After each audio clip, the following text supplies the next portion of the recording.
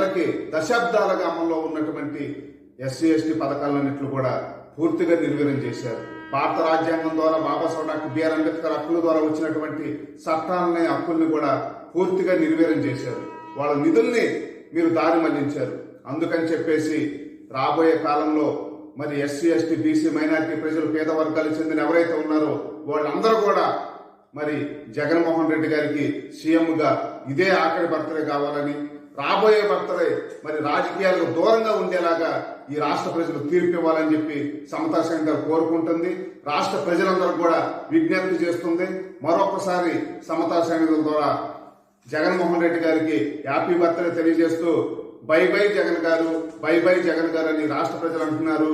అలాగే సమతా సైనికులు కూడా మరి జగన్ గారికి మరొకసారి ఇక నీ పాలన చాలయ్యా, నీ పెత్తనం ఈ రాష్ట్రానికి అవసరం లేదు అని తెలియజేసుకుంటూ